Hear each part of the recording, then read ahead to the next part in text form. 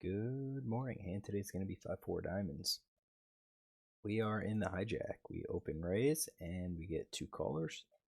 Our hijack brace for sin stat looks something like this. Just got to remember that suited connectors, 5-4 is like the weakest that we would play. But it's good to have. I mean, any low flops, we're going to, we could connect it with it. We're going to be aggressive. We're going to try to fold out late position players, but you're going to be less likely to do that with the more players to act behind you. So you kind of have to be aware that you might have to play out of position, and this seems to be a typical scenario for me. I'm not going to tighten up. I still need those stats. I still need to play it, so that when I do get premium hands, things like this can happen. So what about these two players? What I'm going to do, I only have 3 hands with this player. I'm going to build this guy's calling range and assume that whatever this guy's calling range is, it's going to be the same thing here. It's probably okay. When we look at the ranges, it's usually pocket pairs. Usually, you can have some suited aces, some broadways in there, maybe some suited connectors, suited one gappers. This range is 17%. Now, based on this guy, we do have some information. We've got a 3-bet range of queens, a king 9 suited. When we look at his 3-bet, like when he does it, we have 1 3-bet in the button, 1 in the small blind, 1 in the big blind. I'm going to have to assume that that king 9 suited came from one of the blinds. So maybe it was a small blind, big blind situation. The queens, I think, is pretty typical. However, he has called 2 bets from the blinds range with the queens. So I think since sometimes he's 3-bet, sometimes he doesn't, maybe this is kind of an iffy range. Maybe he does it. And probably the jacks aren't 3-bet, so that's why I leave that in there. So I excluded ace king and queens plus from the 3-bet range. This gets us to 17%. When we look at villain, his overall VPIP is 23%. Looks like he's playing, low 20s and mid position cutoff. Buttons only 16%. That could be because he's facing more raises and thus tightens up his range. His raise for sin stats 13%. So this actually could be a slightly wider range than what he typically plays. Or maybe it's slightly narrower. Maybe that 16% or 14% here, 16% from the button. Maybe that is what's conservative. But I'm going to go with this range, and I'm gonna do it for both players, just because again we don't have any information on this player, no notes, no nothing. So we see a flop of 8-8-6. We do have a backdoor flush draw. We're drawing to gut shot, bottom end of the gut shot. We're out of position into 2 players. I think when we consider what we're going to bet, we're probably not going to be c-betting a whole lot. Yeah, we could have open enders and gut shots, but that's about it.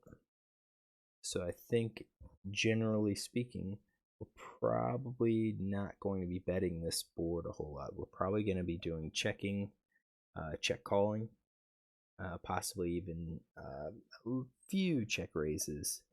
But on this mid board, I don't think really many people have a huge advantage here, and you could see it. We're running basically even, so yeah, we could lead with some of these hands, but as I was saying, we don't have a whole lot of hands to balance, a whole lot of drawing hands to balance. We'd have to add in overcards, 2-card backdoor flush draws, and by the time we do, so even if we do like overpair plus, that's 17.5%. You're looking at adding 34 or 35% bluffs, so that's going to bring us up to a c-bet over 50%. I I don't think that's what we're looking at on this board. And definitely against two opponents. So I think we're probably checking most everything. Even quads are going to be checked. Full house, I mean, we just take things out. So I think three of a kind. I think we're okay with like ace queen or ace eight. Maybe like king eight. We could bet. That's about right where we would bluff our gut shots and our open enders. Maybe not even all of our gut shots. Maybe the high gut shots. The open enders don't look too bad. Maybe we try like twos and fours. Or just like twos. That could be about it. Let's get the rest of these. I do think we're saving some of these eights to check and try to encourage people to bet into us. Oops. Yeah. So we're off. So we're gonna do quads, full house, overpair. I think we're betting some of them. Probably those. Jacks might be a cutoff. Or do we check versus bet? Probably bet the jacks. Probably bet nines, tens, and jacks. They're more vulnerable.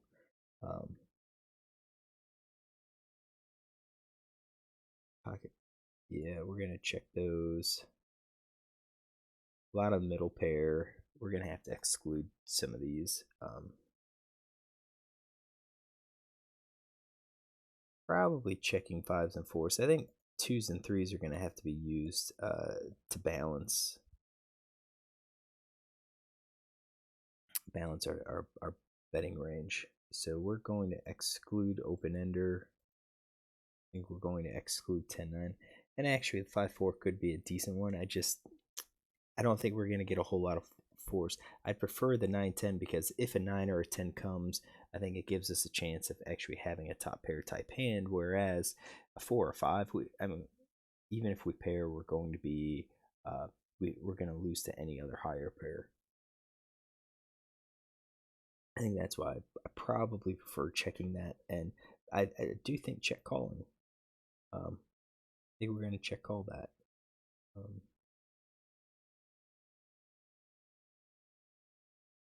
All right, so get those. That was about right, 15% C bet. So I checked. Both villains bet check behind. I think at this point we're just going to take out. We're going to leave quads in a full house, but I think three of a kind probably bets. Overpair, I think definitely bets. And we're going to do that for both of them. Leave the quads in the full house.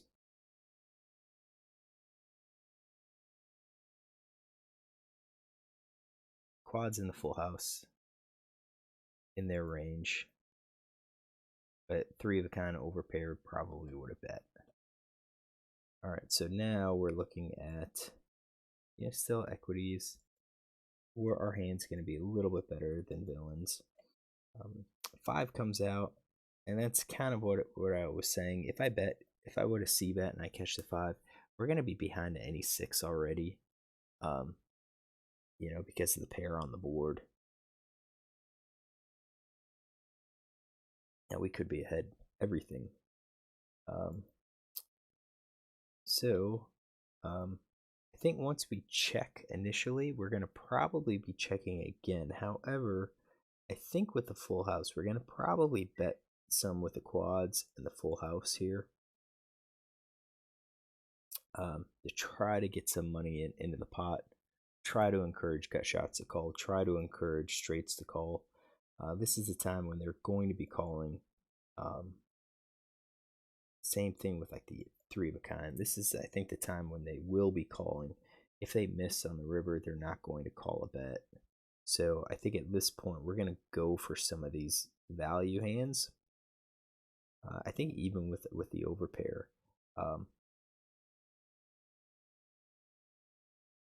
So really what we're going to be doing is having some of these no-mate hands. Like we would, I think, include the open-enders, straights.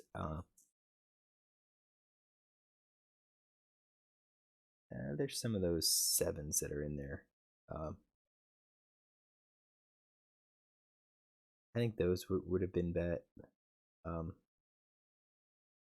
think our good gut shots, like with a 9, probably going to be bet. But I think the bottom end are. I don't think we're going to be betting those.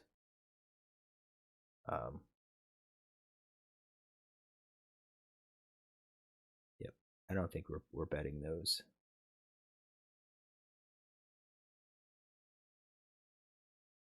So, and I think that even the middle pair, those aren't really value hands at that point. Same thing like 6-5, 7-6. It's just, I don't think I can honestly win if a high card comes out, but I think that's going to be a check. So 68% probably check, and we're going to probably be check calling quite a few of those. Both villains check again. So at this point, I do think quads, full house, straights, I think they're all going to be betting now.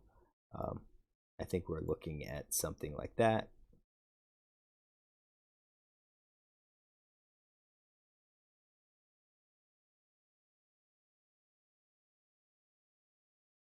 Five comes out. That actually helps us.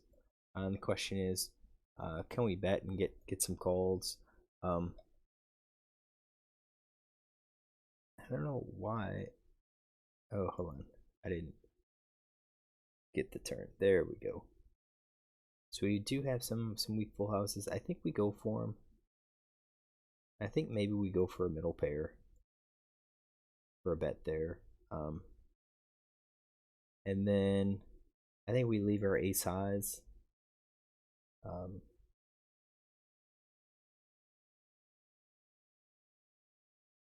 Yeah, just as a check. I think we try to go for a little bit of value there, and then I think the rest we just check.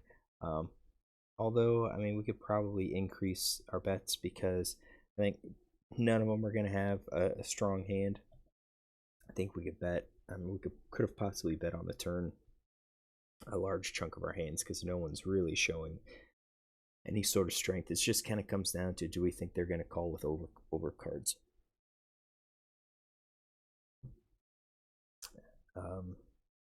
So what do? I did bet. So we are trying to get a little bit of value here. And we get one caller. This guy calls. So is he calling? Yeah, he's going to call with full houses. He may also call with like sevens and any of these middle pair hands. And that's 8%. I'm not sure about the ace high, but I think that's what we look at. So he shows ace nine. He did call with an ace high hand.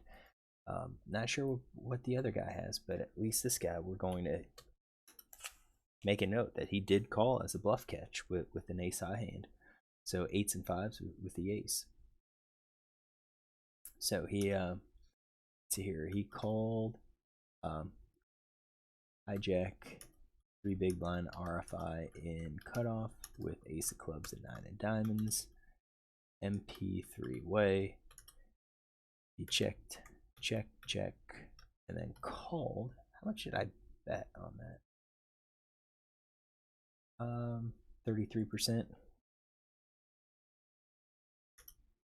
So 8 of clubs, 8 of diamonds, 6 of spades, 5 of hearts, 5 of spades. All right. So what I think in this hand, it's good to know that he was going to call with the ace. with the ace high. I think we're probably at this is 25 NL. I think we probably would be getting called a little bit more 25 NL than you would at 10 NL. This board isn't really going to hit us hard. That's kind of why when when the flop checks through, it's kind of why I didn't like all of a sudden just start opening up my betting range here. I think players are going to be suspicious. He's definitely going to call with a 9. He'll probably call a second time just to bluff catch once the board paired. He would be hoping that I have something like, Queen Jack, Queen 10 that I'm bluffing. Not sure what he has, probably overcards, but I think it worked out. So I'm not sure, and I probably would look at this on GTO, see what they say on a board like this, but we're 3-way, and that's going to really change our interpretation, so it just kind of comes back to us. How do I think I played it? I think raising it's fine. I think the flop check is okay. We're drawn to the bottom end of the straight. We happen to hit the 5 on the turn. I don't think that justifies betting. Even though no one really showed any strength, we're still drawing to the bottom end of the straight. And then once we connect, I think we have to try to go for some value with our hand. Was my bet size 33%? Was that sufficient? Well, he called 33%. Maybe we can go 50% and see if we get called. We could always go like really big and polarize. So bet pot or bet like 15 big blinds. That's really, we either have the 8 or the 5 or we don't. And try to get a call that way. But I think, smaller bet size, taking a stab at it, it might encourage more ace high hands to call to get us that little bit extra. So I think overall I played this okay. Hopefully you enjoy this. If you do, you can look tomorrow. Hopefully I'll have another hand posted.